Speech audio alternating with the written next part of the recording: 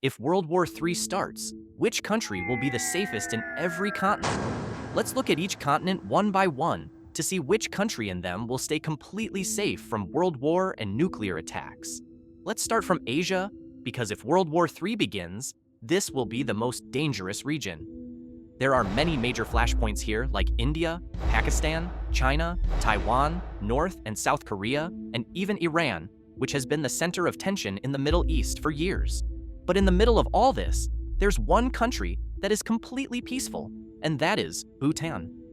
Hidden in the high mountains of the Himalayas, this country is known for its happiness, clean air, and strong cultural values. It has neither any army nor does it get involved in political issues. It is sandwiched between two big countries like India and China, and it doesn't bother either of them. Bhutan's geography also makes it safe.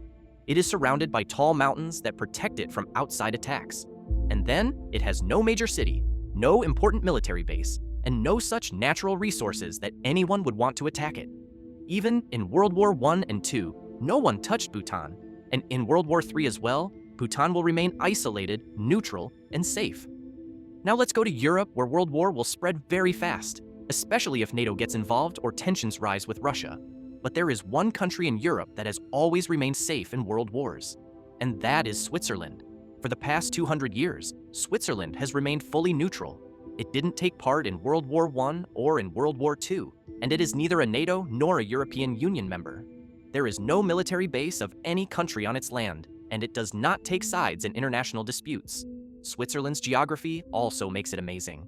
It is surrounded from all sides by the high Alps mountains, which give it natural protection and shield it from neighboring armies like France, Germany, Italy, and Austria. In the same way, Switzerland has designed its tunnels and roads very smartly.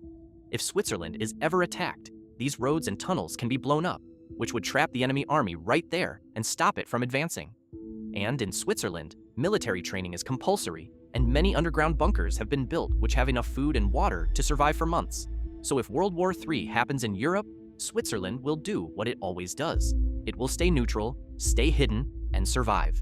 Now, let's go to Africa. When you hear the name Africa, poverty or war comes to mind. But among all this, there is one country in this entire continent that is an exception, and that is Botswana. Botswana became independent in 1967, and since then, it has been Africa's most peaceful country. It has never had a war, it has a stable democracy and low corruption. It is also geographically very safe, because it is completely landlocked and surrounded by good neighbors like Namibia and Zambia. It has no seaport, no military base, and no nuclear reactor or important industry that would make it a target. So if a world war happens, there are very low chances of a nuclear attack here or that any army would come here. And that's what makes it the safest option in Africa. Now, let's talk about South America, whose countries will already be far from the chaos of World War. But if we look for a country that is isolated like this, stable and protected by strong geography, then it's Chile. Chile is the longest country in the world. On one side is the Pacific Ocean, and on the other is the Andes mountain range, and both act like walls that protect Chile from both sides. Chile has no enemies, it has no nuclear weapons, and it is not part of any international conflict. Its foreign policy only focuses on trade and diplomacy. It has unlimited food and energy supply, and that's why it won't have to rely much on others. Even in the last two world wars, Chile remained neutral. And in World War III as well, it's very unlikely that anyone would attack it. Finally, let's come to North America. Some people think that because of being close to the US, maybe Canada is not that safe. But the truth is, Canada is still the safest country in North America. No doubt, Canada is a NATO member and it shares a long border with the US. But Canada has always remained very peaceful. It has a small army and no major strategic city. It does not share a border with any country except the US. And its cold and vast area is also its strength. Most of Canada is so far from the world that attacking it is very difficult. And then, unlike the US, it has no big role in global geopolitics. It has good relations with most countries, even with China and Russia.